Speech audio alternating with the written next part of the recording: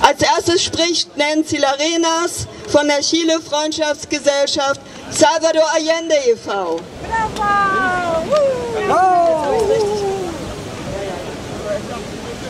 Querido pueblo de América Latina y el Caribe, alemanas y alemanes, berlinesas y berlineses, en el contexto de la gran gravedad de la pandemia que recorre el mundo, el secretario general de las Naciones Unidas, Antonio Guterres, le ha exigido a Estados Unidos la suspensión de las medidas coercitivas y unilaterales que impone contra Venezuela, Cuba, Irán, China, Rusia, Siria, Nicaragua y la República Popular Democrática de Corea.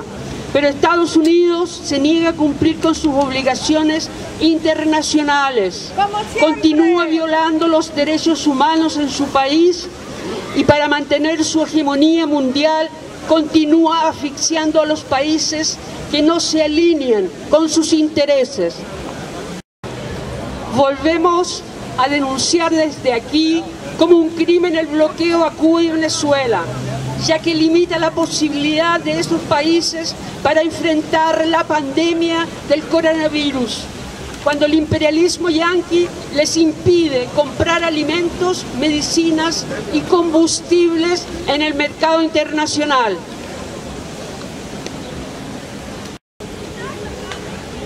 En estos momentos difíciles, los contagios del coronavirus se aceleran en América Latina y el Caribe, en especial en Sudamérica, la que ha sido declarada como el nuevo epicentro de la epidemia por la Organización Mundial de la Salud, OMS, situación que se puede agravar más con el inicio de la temporada de huracanes y la llegada del invierno.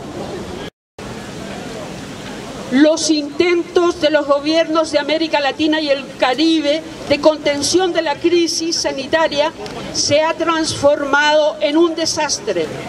En vez de disminuir la epidemia, crecen los fallecimientos y los contagios. Su plan inicial fue buscar la normalidad, la vuelta al trabajo, la apertura económica y el rechazo a las cuarentenas totales con consecuencias catastróficas, como los ejemplos lo demuestran en Ecuador, Brasil y ahora en Chile. Mientras la Alianza Bolivariana para los Pueblos de Nuestra América, Tratado de Comercio de los Pueblos, ALBA TCP, han podido contener la propagación de la pandemia en la región con la cooperación y la solidaridad de los pueblos. Während die Bolivianische Allianz für die Völker unseres Amerikas und das Handelsabkommen ALBA TCP die Ausbreitung der Pandemie in der Region mit Kooperation und Solidarität eindämmen konnte.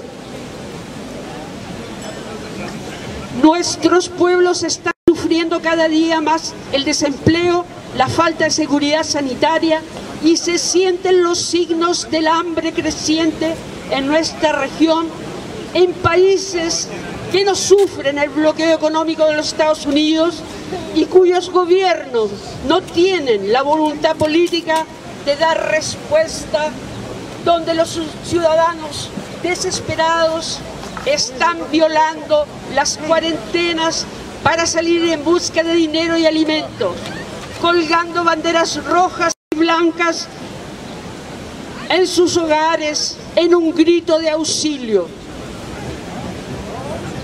Por otra parte, tenemos que decir nuevamente que han aumentado los femicidios y violaciones durante la cuarentena. Solo en Perú, tras 8 semanas de confinamiento, se registraron 12 femicidios y 226 violaciones, todas ellas en aislamiento, confinadas y desprotegidas ante sus asesinos o violadores. Protestas en Medellín, Colombia, este 10 de junio en rechazo a los femicidios, exigiendo que la administración municipal tome medidas de fondo para resolver esta situación de violencia patriarcal.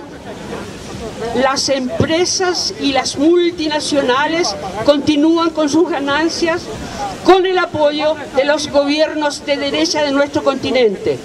Pero Argentina, ante la aguda situación, el presidente Alberto Fernández confirmó este lunes pasado la intervención estatal a la agroexportadora Grupo Vicentín como forma de salvar a la empresa de la quiebra, así como de seguir garantizando la producción de alimentos en el país y que sus trabajadores conserven sus empleos.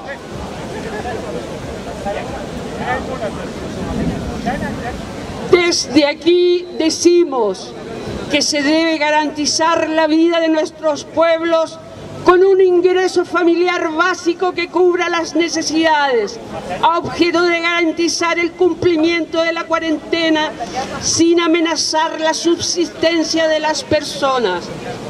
Aumentar el gasto público, entregar recursos a la salud pública, parando las privatizaciones y poniendo término al desempleo. Esto es posible de hacer cobrando impuestos a los más ricos, como ha sido propuesto en la Cámara de Diputados de Chile por los diputados del Partido Comunista de Chile. Muchos gobiernos han tomado medidas para decretar poderes de emergencia, como el toque de queda y la salida de policías y militares a las calles.